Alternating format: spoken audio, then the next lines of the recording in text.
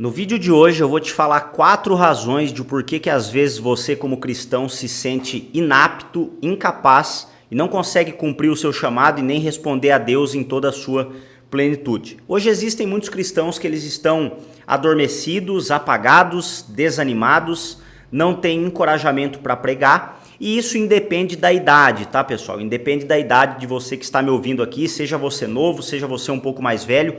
Hoje eu vou trazer alguns aspectos bíblicos para você poder ser desperto no Senhor e poder voltar a proclamar as boas novas do Evangelho e poder cumprir o chamado maravilhoso que o Senhor tem para a sua vida em nome de Jesus. Já se inscreve nesse canal e dá um like nesse vídeo para você poder receber os outros conteúdos que eu também vou produzir com a força e com a graça do Senhor na minha vida. Bom, vamos lá. A primeira razão, então, o primeiro motivo dos 4 que eu vou trazer para você aqui, de o porquê que muitos cristãos não conseguem entender o chamado, cumprir o chamado, pregar o evangelho, ser feliz ali, cumprindo o propósito de Deus aqui na terra. O primeiro motivo é porque muitas vezes o dom que Deus te deu, ele está apagado. Vamos entender um pouquinho mais a fundo isso aqui, lá em 2 Timóteo, capítulo 1, verso 6. Olha o que diz a palavra de Deus. Assim sendo, quero lembrá-lo de conservar viva a chama do dom de Deus que você recebeu quando coloquei minhas mãos sobre a sua cabeça.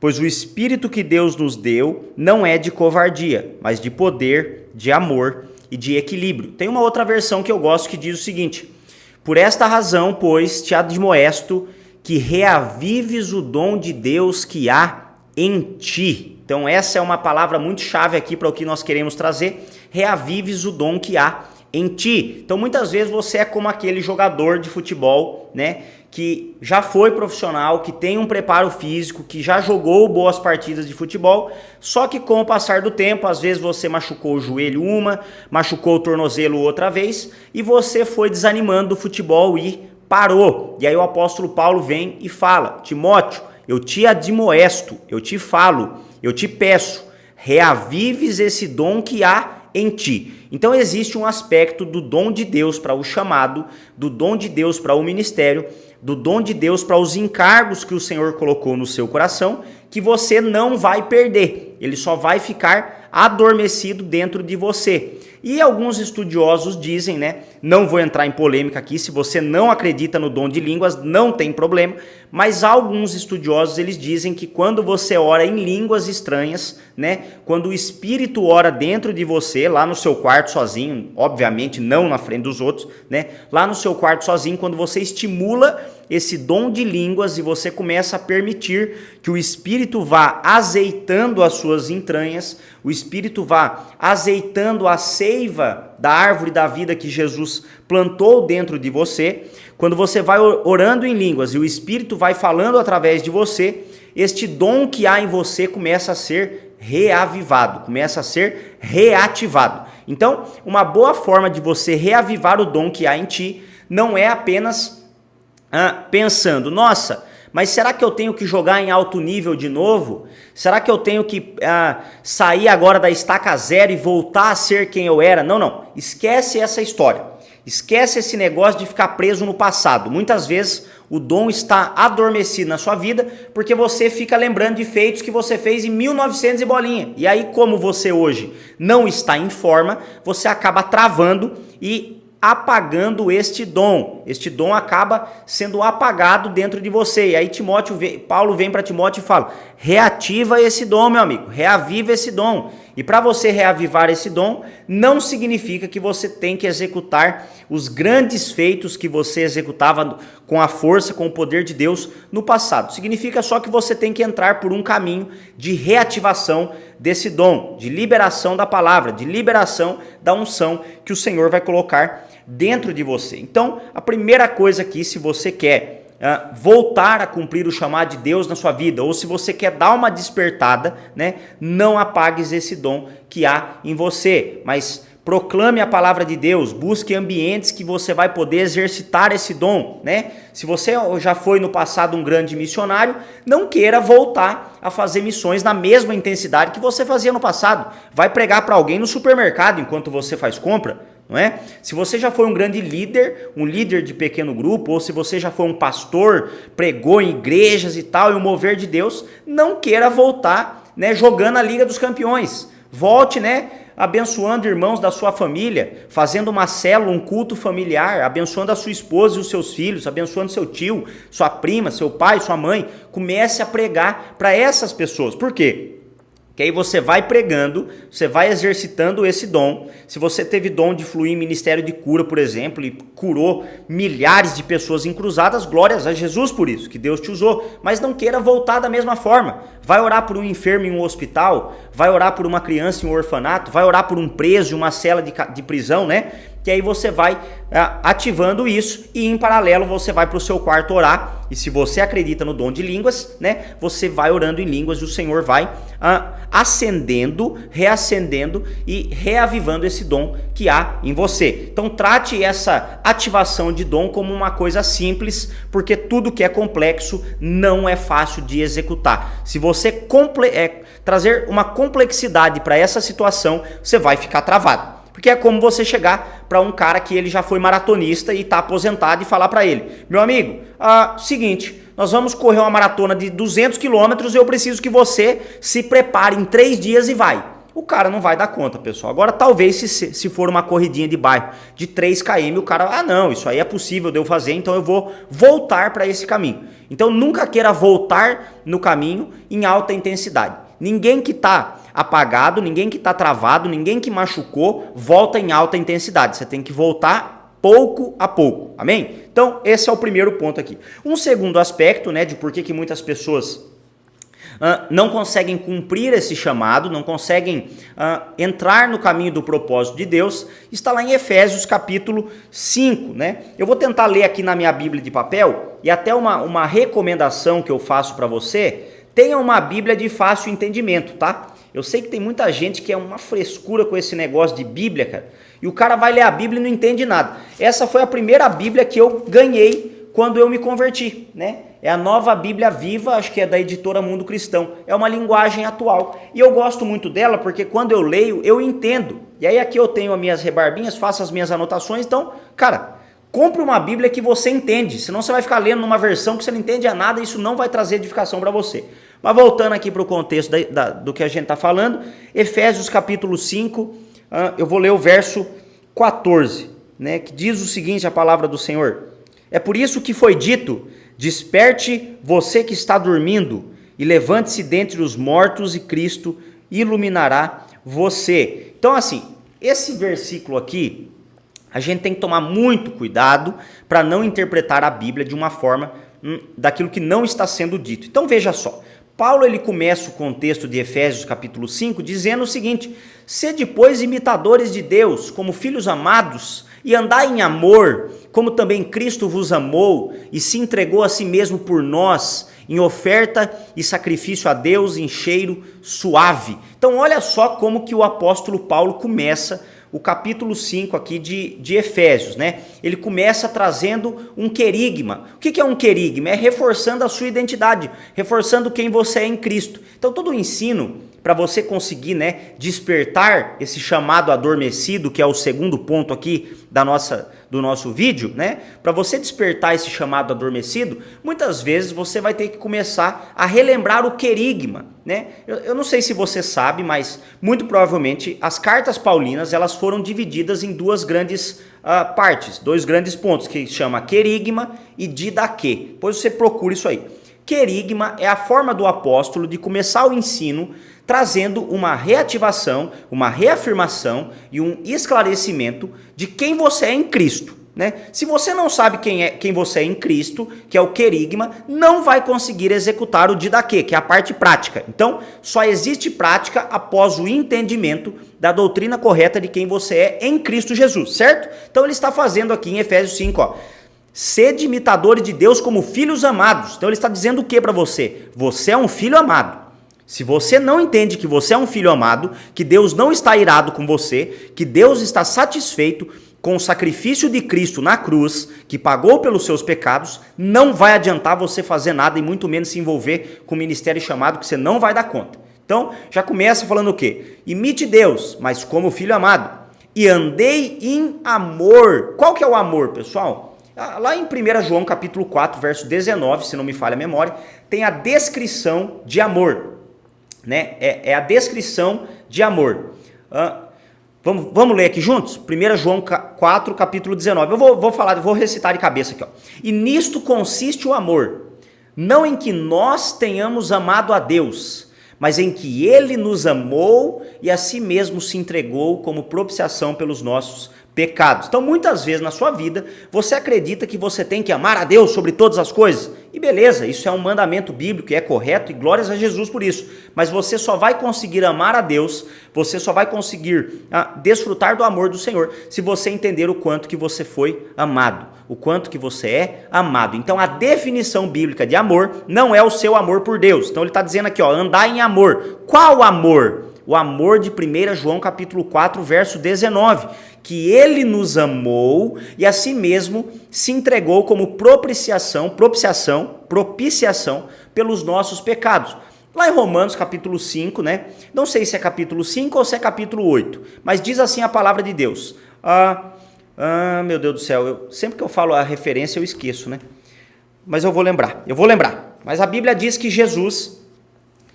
e Deus prova, Romanos capítulo 5 eu acho, e Deus prova o seu amor para conosco pelo fato de ter Cristo morrido por nós enquanto ainda éramos pecadores. Então olha só, muitas vezes eu e você pensamos que a prova do amor de Deus por nós são as bênçãos, né? Então se Deus está me abençoando, isso significa que Ele me ama. Se eu estou fluindo no ministério, isso significa que Deus me ama. Se as coisas estão dando tudo certo, isso significa que Deus está derramando do seu amor sobre mim. Mas essa é um pensamento, uma conclusão equivocada.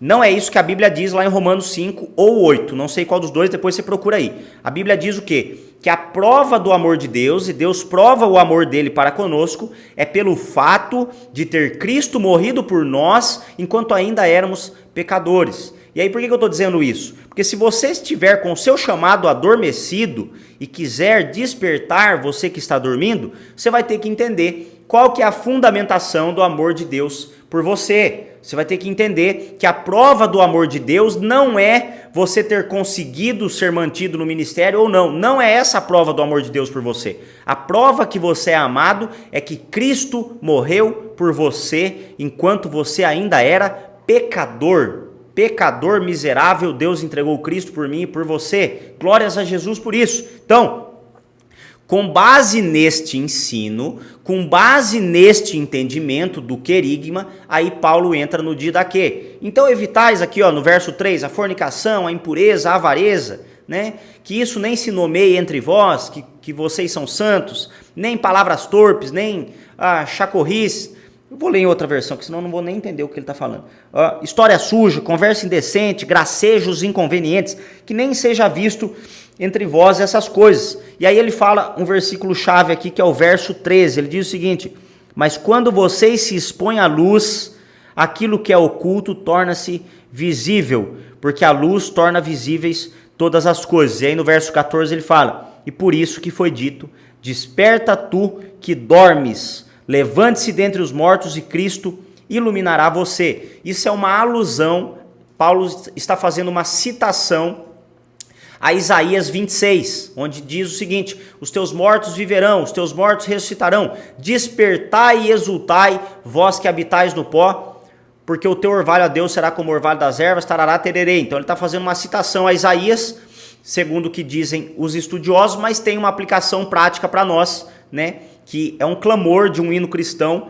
Paulo usou uma citação de Isaías para trazer um clamor para a igreja, né? Desperte você que está dormindo. Mas lembre-se só aqui, não é desperte com base na lei, não é desperte com base na convicção errada. Dá licença que eu preciso tomar um gole de água aqui.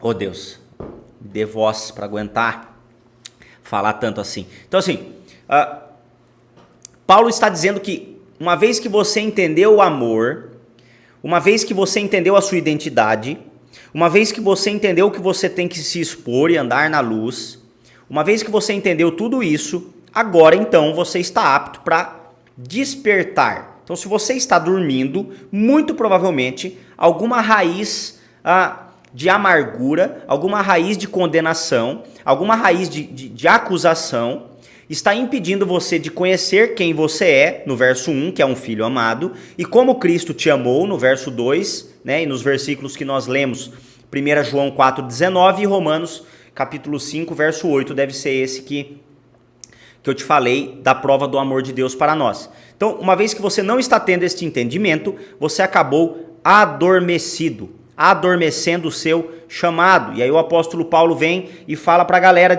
da igreja de Éfeso: galerinha, desperta tu que está dormindo, desperte tu que está dormindo, porque Deus tem um chamado maravilhoso para vocês, Deus não tem uma vida de pecado para vocês, né? Porque no outro tempo eram trevas, mas agora sois luz no Senhor. Verso 8, você é o luzeiro, né? Verso 9, porque o fruto do Espírito está em toda bondade, justiça e verdade, aprovando o que é agradável ao Senhor. Verso 10, né? Então, não viva nas obras infrutíferas das trevas, mas venha para a luz, se exponha à luz da palavra de Deus, né? Se exponha a essa luz, se exponha à luz de ser tratado pelo Senhor, se expõe à luz de ser exortado em amor, né? E aí, uma vez que você fez tudo isso, desperta-te então, tu que dormes. Levanta dentre os mortos e Cristo te resplandecerá. Isso é maravilhoso, né? Então, você tem que ter essa visão que se o seu chamado está adormecido, você vai ter que entender esses pontos do amor e da luz e de você parar com essa vida de condenação para você poder vir para Cristo e Ele vai te despertar esse chamado seu que está adormecido. Um terceiro ponto aqui, o terceiro e penúltimo ponto do que nós vamos trazer nesse vídeo é você achar que é tarde demais. Essa é uma história aqui que ela dá um nó na cabeça de muita gente, né? Essa história aqui, ela pega muito legalista, porque é uma história muito curiosa. Nós vamos ler lá em Mateus capítulo 20. Isso aqui é uma história que você tem que ter muita revelação para você entender. Que o Senhor me dê e te dê revelação em nome de Jesus. Então vamos lá. Mateus 20, a partir do verso 1. Porque o reino dos céus é semelhante a um homem, pai de família, que saiu de madrugada a assalariar trabalhadores para a sua vinha. E ajustando com os trabalhadores a 1 dinheiro por dia, mandou-os para a sua vinha. E saindo perto da hora terceira, viu os que estavam ociosos na praça e disse-lhes: ide vós também para a vinha, e dar-vos-ei aquilo que for justo. E eles foram. Então, aqui começou a história na hora terceira. E aí depois ele foi perto da hora nona, outra vez, saindo outra vez perto da hora sexta e nona, fez o mesmo. E saindo perto da hora 1/10, encontrou outros que estavam ociosos e perguntou-lhes: por que estão ociosos o dia inteiro? E disseram-lhe: porque ninguém nos assalariou, ninguém nos contratou. E disse então esse dono da vinha: ide vós também para a vinha, e recebereis o que for justo. Né? E aproximando-se à noite, diz o senhor da vinha ao seu mordomo: chama os trabalhadores e paga-lhes, né, começando pelos últimos até os primeiros. Eu vou tentar achar aqui em outra versão, porque, novamente, eu estou lendo da internet aqui e às vezes fica um pouco confuso aqui para entender essas palavras tão coloquiais que eles usam, mas vou te contextualizar o que está acontecendo aqui em Mateus capítulo 20. Então, olha só. O dono de uma vinha saiu contratar a galera. Então, ele começou por volta das 9 horas da manhã. E ele falou para a galera: vai para a vinha. E aí, depois, ao meio-dia, ele foi novamente e falou: vocês estão meio-dia parado aqui na praça, vai trabalhar na vinha, que vocês vão receber o que for justo. 3 horas da tarde ele voltou lá e fez a mesma coisa. Então teve 3 tipos de contratações aqui para trabalhar nessa vinha: 9 da manhã, meio-dia e 3 da tarde. Só que a Bíblia diz também uma coisa muito curiosa, foi que por volta das 5 horas da tarde, ou seja, estava acabando o dia já de trabalho, ele foi na praça e viu algumas pessoas desocupadas e falou: galera, vai para a vinha também trabalhar. Se ninguém chamou vocês para trabalhar, vai que vocês receberão o que era justo, né? E aí no fim do dia, o dono da plantação disse ao seu mordomo, ao seu administrador, que chamasse os homens e lhes pagasse o salário, começando pelos últimos contratados e terminando com os primeiros. E aí que começa a loucura. Olha só aqui. Verso 9. Quando os homens contratados às 5 horas vieram, cada um recebeu 1 denário, que era o pagamento por um dia de trabalho. E aí, quando os homens contratados mais cedo vieram para receber o que era seu, eles pensaram que ia receber mais, porque eles viram que quem tinha chego por último tinha recebido um denário. Então é como se você, por exemplo, você foi contratado para receber um pagamento pelo seu trabalho, e aí você começou a trabalhar 9 horas da manhã. E aí quando você chegou para receber, você viu lá que o cara que começou a trabalhar 5 horas da tarde recebeu um salário mínimo, né? E aí você pensou o quê? Né? O que eles pensaram aqui? Poxa vida, se o cara começou a trabalhar 5 horas da tarde, recebeu um salário, eu vou receber pelo menos umas 4 vezes mais. Essa era a conclusão desse pessoal aqui. Porém, eles também receberam um denário, um salário, um pagamento. E quando receberam o seu denário, começaram a se queixar, a murmurar contra o dono da plantação, dizendo: aqueles companheiros trabalharam 1 hora e o Senhor ainda assim pagou-lhes exatamente a mesma quantia que pagou a nós que trabalhamos o dia inteiro e nos cansamos no calor? E aí o dono da vinha respondeu: amigo, respondeu o homem, eu não fui injusto com você, né? Amigo, eu não fui injusto com você. Você não aceitou trabalhar o dia inteiro por um denário? Receba o que é teu e vá embora. É meu desejo pagar o mesmo a todos. É contra a lei eu usar o meu dinheiro como eu quero? Ou você está com inveja porque fui bondoso para com eles? Assim, os últimos serão os primeiros e os primeiros serão os últimos. Então, é meio que assim essa história, né? Entrando no contexto assim. Muitas vezes o seu chamado está apagado, adormecido, você não tem conseguido cumprir o seu propósito aqui na Terra porque você acha que é tarde demais. E essa história de Mateus 20 vem para te provar que não é tarde demais, né? Inclusive na recompensa. Então, às vezes a pessoa é mais velha já e ela pensa e fala: não vou cumprir o meu chamado não, porque, né, tem gente fazendo isso há muito mais tempo. Só que aqui em Mateus capítulo 20 a Bíblia diz que a recompensa no final foi a mesma, porque Deus ele não tem uma ótica de muitas vezes recompensar quem trabalhou mais. Não. Se o cara foi chamado para trabalhar às 9 da manhã, glórias a Jesus. Que ele cumpra o que foi combinado entre ele e Deus. E se você é o trabalhador da última hora, que está sendo chamado aos 49 do segundo tempo, glórias a Jesus. Você vai ter a devida recompensa no céu por aquilo que o Senhor vai fazer um combinado com você. Você não tem que ficar pensando: mas fulano já começou antes de mim e tem um ministério muito frutífero e agora para mim é tarde demais. Não é tarde demais para você. O Senhor está agora vindo na praça, na última hora do dia, 5 horas da tarde, falando para mim e para você: ei, o que você está fazendo parado aí, amigão? O que você está fazendo ocioso?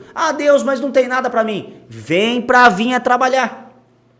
Venha trabalhar.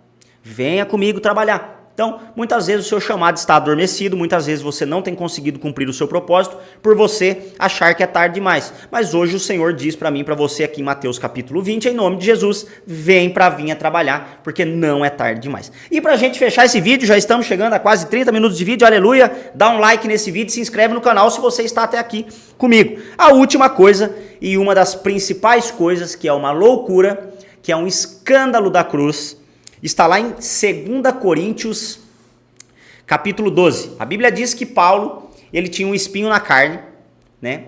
Paulo, ele tinha um espinho na carne, que é um mensageiro de Satanás, que veio para esbofeteá-lo, segundo a grandeza das revelações que ele tinha recebido.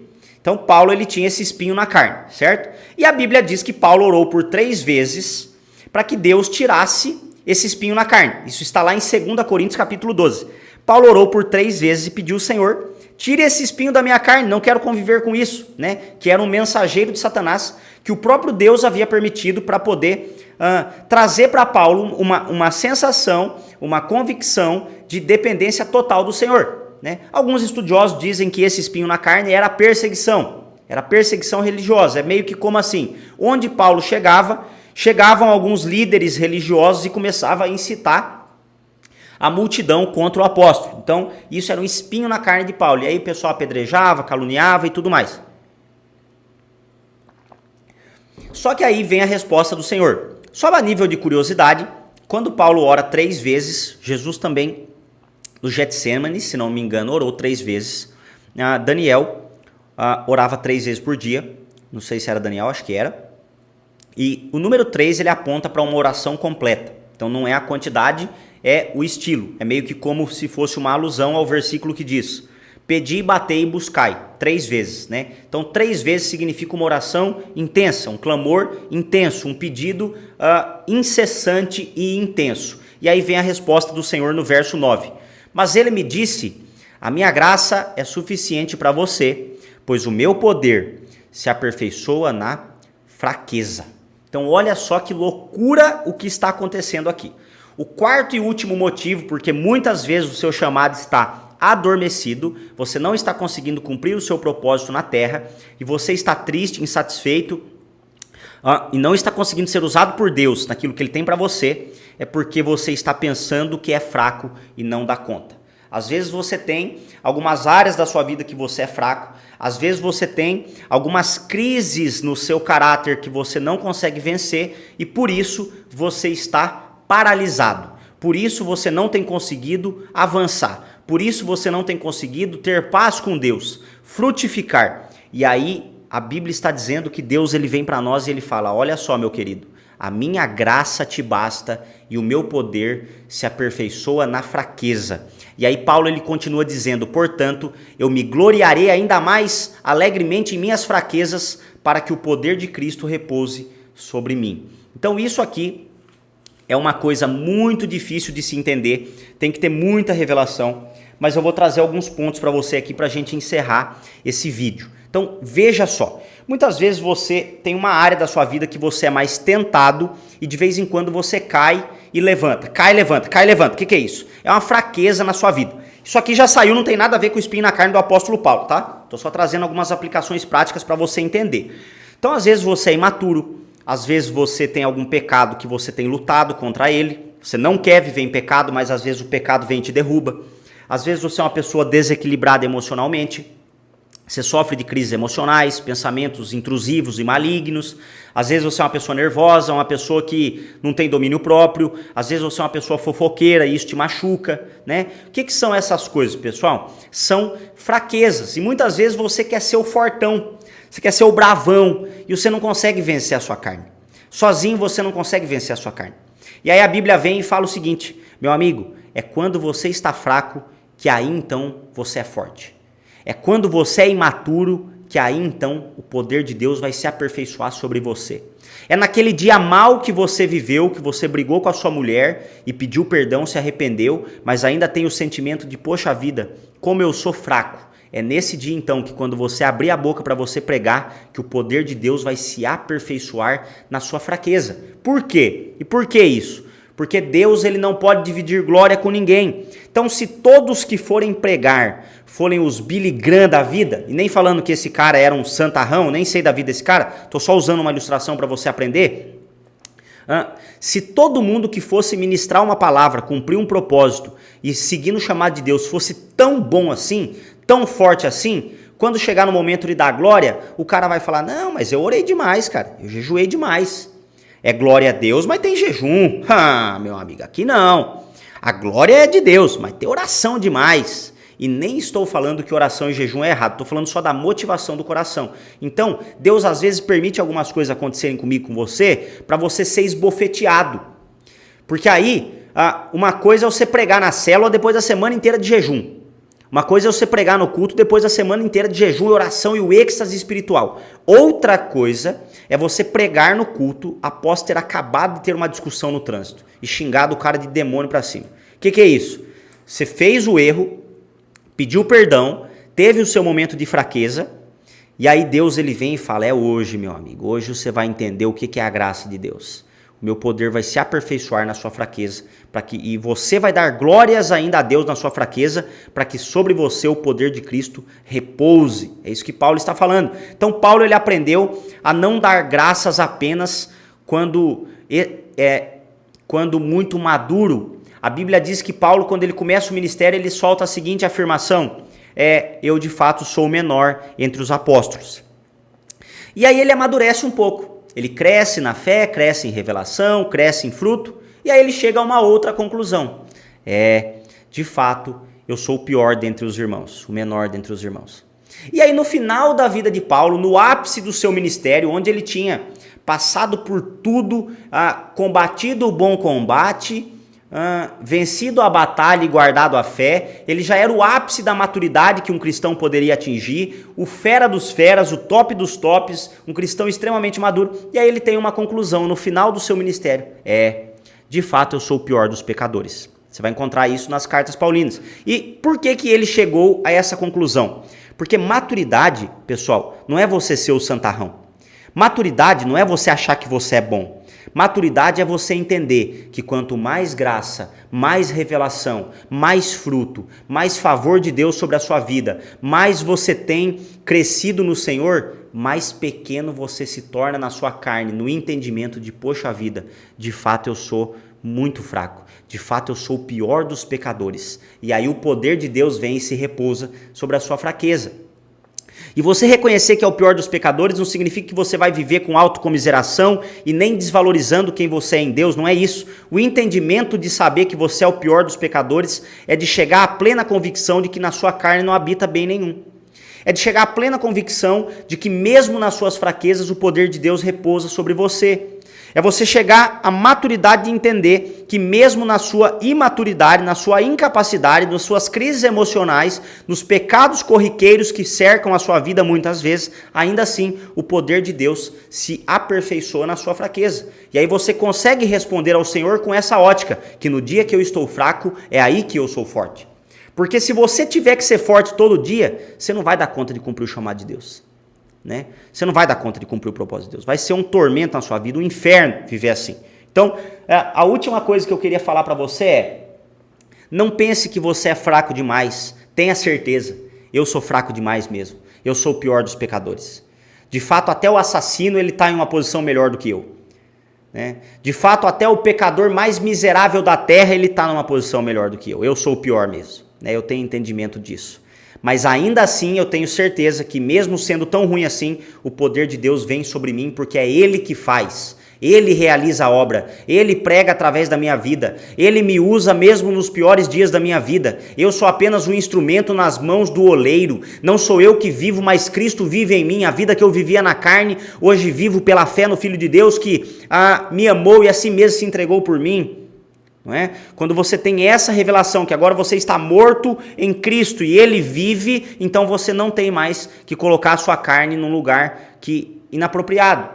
Sua carne não vai reinar mais, quem vai reinar é apenas o Espírito sobre você, e para o Espírito reinar ele tem que encontrar uma fraqueza sobre a sua vida. E aí eu te pergunto, meu irmão e minha irmã, será que o seu chamado não está travado porque você tentou ser forte demais? Será que tem espaço na sua vida para o Espírito fazer? Ou você é o fortão, bravão, santão, santarrão? O rei do jejum gospel?